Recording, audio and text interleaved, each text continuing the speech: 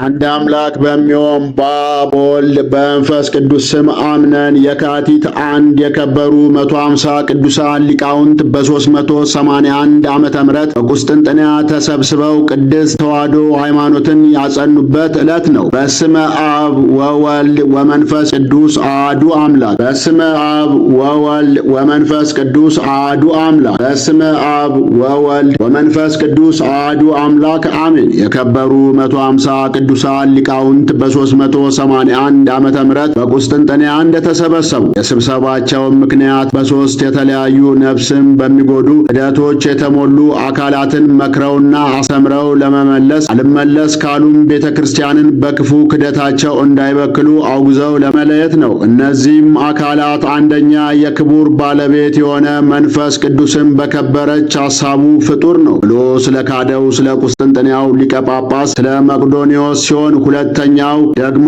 አንድ ገጽ ስለሚሉ ስለ ሰባልዮሳውያን ነው። ሶስተኛው ደግሞ ወልድ ከብቻው ሥጋ በቀር ነባቢት ለባዊት ነፍስን አልነሳም፣ መለኮቱ በነፍስና በልቦና ፈንታ ሆነው ስለሚሉ ከሃዲዎች ስለ አቡሊናርዮሳውያን ናቸው። የእነዚህም ከሃዲያን ፍጹም ክደታቸው በተገለጠ ጊዜ የከበሩ ቅዱሳን አባቶችን ሁሉንም ሰብስቦ በጉባኤ ያገናኛቸው ዘንድ ንጉሡን ታላቁን ቴዎዶስዮስን ለመኑት። እርሱም ቃላቸውን ተቀብሎ ለሮሜ፣ ለአንጾኪያ፣ ለኢየሩሳሌምና ለእስክንድርያ ሊቀ ጳጳሳት መልእክትን ላከ። ምሁራን የሆኑ ኤጲስቆጶሳቸውም እንዲያመጡ አዘዘ። በዚህም መሠረት 150 ቅዱሳን ሊቃውንት በቁስጥንጥንያ ተሰበሰቡ። የሮሜው ሊቀ ጳጳሳት ሊመጣ ስላልቻለ መልእክቱን ጽፎ ከሊቃውንቱ ጋር ላከ። የጉባኤው ሊቀመንበር የእስክንድርያው ሊቀ ጳጳሳት አባ ጢሞቴዎስ መቅዶንዮስን ስለረከሰች ሃይማኖቱ ይናገር ዘንድ አዘዘው። ከሃዲው መቅዶንዮስም እንደ ፍጥረቶች ሁሉ መንፈስ ቅዱስም የተፈጠረ ነው አለ። አባ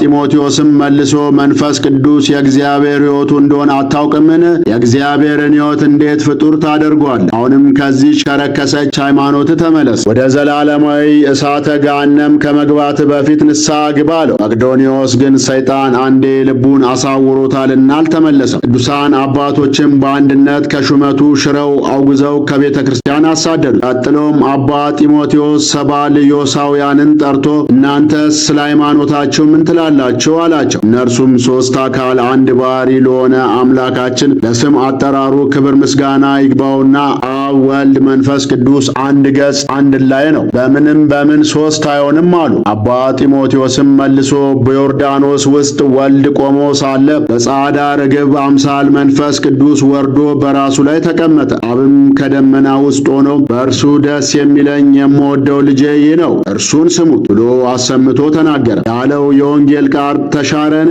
እናንተ እንደምትሉት ከሆነ በአብ በወልድ በመንፈስ ቅዱስ ስም የተጠመቃችሁት የክርስትናችሁ ጥምቀት ተሽሯልን? አሁንም ክህደታችሁን ትታችሁ ብትመለሱ ይሻላችኋል አላቸው። አርዮስ አስቀድሞ ወልድን ካደው፣ ይኸው መቅዶንዮስም መንፈስ ቅዱስን ካደው። እናንተም የእነርሱ ተሳታፊዎች ሆናችሁ ያለ በማስተማር ብዙ መከራቸው። እነርሱ ግን ሊመለሱ አልቻሉም ነበርና የአንድነት ጉባኤው አውግዞ ከምዕመናን አንድነት ለያቸው። ከዚህም በኋላ ደግሞ ለስም አጠራሩ ክብር ምስጋና ይግባውና ወልድ ነባቢት ለባዊት የሆነች ነፍስን አልነሳም ሥጋን ብቻ እንጂ የሚለውን የአቡሊናሪዮስን የክደት ትምህርት አወገዙ። ከዚህም በኋላ እነዚህ 150 ቅዱሳን ሊቃውንት ኤጲስቆጶሳት አባቶቻችን ሃይማኖትን አጸኑልን። በጸሎተ ሃይማኖት ላይ ጌታ አዳኝ በሚሆን ከአብ በሰረጸ በመንፈስ ቅዱስም እናምናለን። እንሰግድለት እናመሰግነውም ዘንድ ከአብ ከወልድ ጋር በነቢያት አድሮ የተናገረ የሚለውን ጨመሩ። ከሁሉ